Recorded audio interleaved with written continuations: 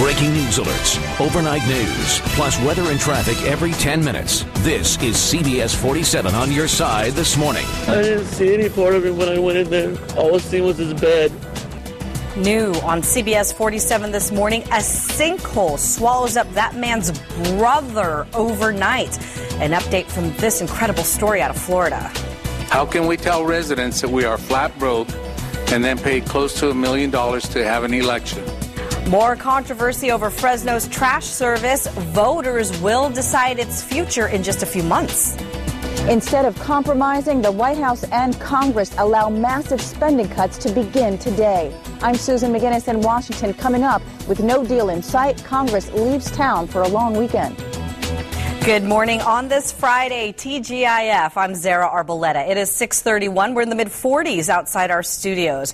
Expect a beautiful day as you take a live look at our Fresno Skyview camera. Jenny, still can't believe your forecast. It's going to be gorgeous, Zara. So good morning, Zara. Good morning, everybody. Happy Friday. We have made it to the weekend and absolutely gorgeous. Might be one of the most beautiful weekends of the year. We need the rain, but not seeing it yet, so we're going to enjoy this while it lasts. Live pinpoint Doppler showing clear skies. Temperatures are going to warm up today under all that sunshine. Right now we're at 39 in Hanford, 38 in Lemoore. Rest of the valley in the low 40s, so we're a bit warmer than yesterday. 47 in Fresno already, and we'll see temperatures rising into the low 50s by 8 o'clock. Low 60s by 10 this morning. By noon, upper 60s. If that's your lunch hour, it is going to be gorgeous. 75 for your high today, and that is in the shade. Even warmer for the weekend and a chance of rain and snow. We'll talk about that in a couple of minutes. New this morning, rescuers in Tampa, Florida are still trying to save a man buried in rubble. Listen to this. A 100-foot wide sinkhole and about 50 feet deep opened up underneath his bedroom. He fell down into the ground along with all the furniture. Rescuers haven't been able to reach him yet because what's left of the home has become too unstable. The man's brother did go in after him. They were able to pull him to safety, and just a few minutes ago, he talked with reporters. I didn't see any part of him when I went in there. All I seen was his bed.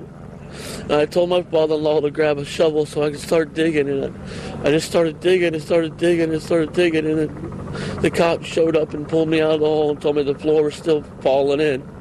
Just to get closure, I guess, make sure he's not dead, make sure see if he's alive. But I know in my heart he's dead.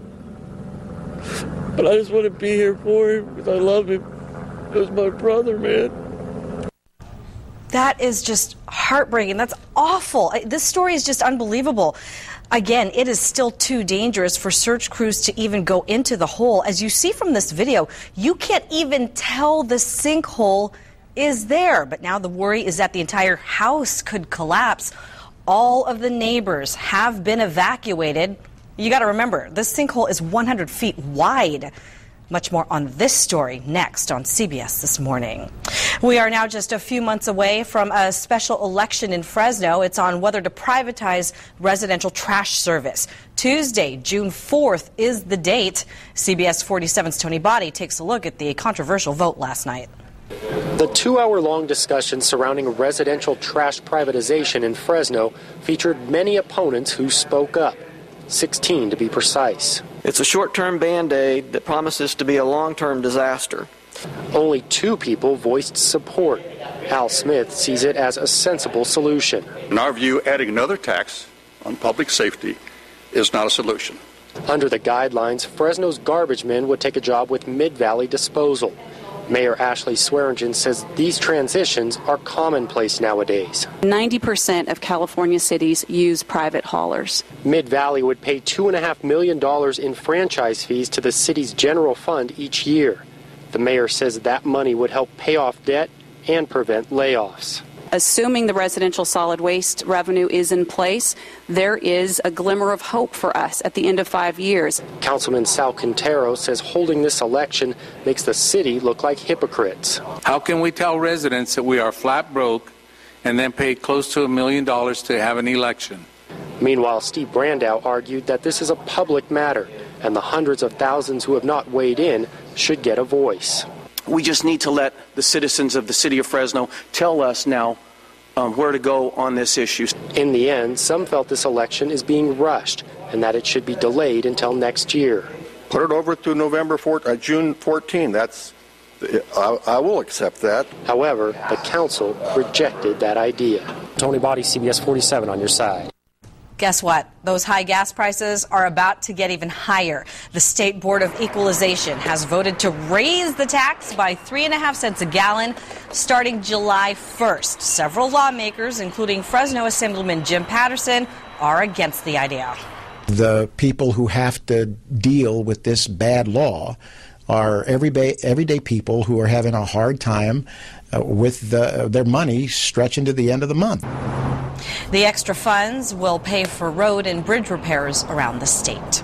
Merced County is taking a three-pronged approach to deal with the governor's inmate realignment plan. The county has opened its new Trident building, 3 services under one roof dealing with the inmates. It includes a sheriff's office for electronic monitoring, a human services agency, and mental health services. There's been a lot of naysayers regarding realignment and AB 109. I'm here to say that Merced County is here to make it work. County judges say having all of the services under a single roof will give defendants a quicker turnaround time to meet the conditions of their release. This morning, Clovis fire investigators are still looking for the cause of this blaze near Old Town. The home at Pulaski and First had oxygen tanks in the garage. That forced firefighters to back off for a bit. So we had about 3 or 4 explosions that went on while they were doing the firefight. So changed tactics, back up a little bit, but within about 20 minutes, we got the fire under control. No one was injured in that fire. And it looks like there will be no last-minute deal to avoid those steep spending cuts in Washington. Susan McGinnis has an update on sequestration. Congress left the Capitol Thursday night for a long weekend, killing any chance at avoiding across-the-board budget cuts which kick in starting today. It is a day when soon people will be getting a pink slip. President Obama has until midnight to sign the order mandating $85 billion in budget cuts. But before he signs, he'll host a meeting with Democratic and Republican leaders in Congress, leaders who spent Thursday blaming each other. I'm happy to work with the president, but the House has done its job. It's time for the Senate to do their job. They've done nothing. They fall back on something they passed last Congress. The cuts were intended to be so painful that both sides would agree to an alternative plan. But neither side would budge on the main issue, raising tax revenue to pay down the debt. They're determined to protect the wealthiest of the wealthy. And how much more money do we want to steal from the American people to fund more government? I'm for no more.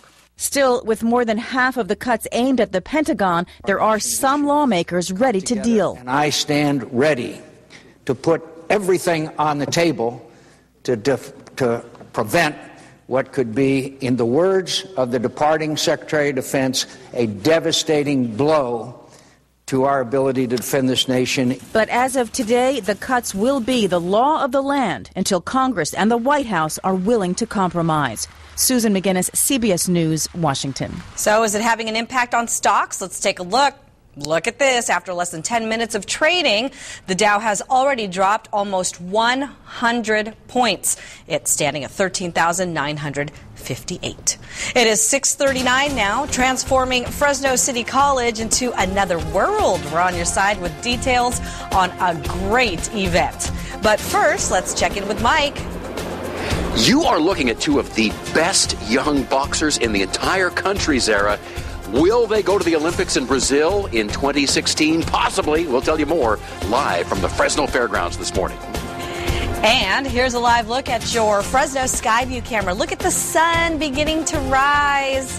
Enjoy it because daylight savings time is like next week, I think. Jenny has your full pinpoint forecast next. Ahead on CBS this morning, the Army's top soldier in Studio 57. General Ray Odierno says budget cuts set to kick in today will put the lives of U.S. troops at risk. We'll ask him to respond to Republicans who say remarks like that are overly dramatic. Also in Studio 57, Senator John McCain on what will happen next and what he has to say to America's servicemen and women. The news is back in the morning. We'll see you right at 7.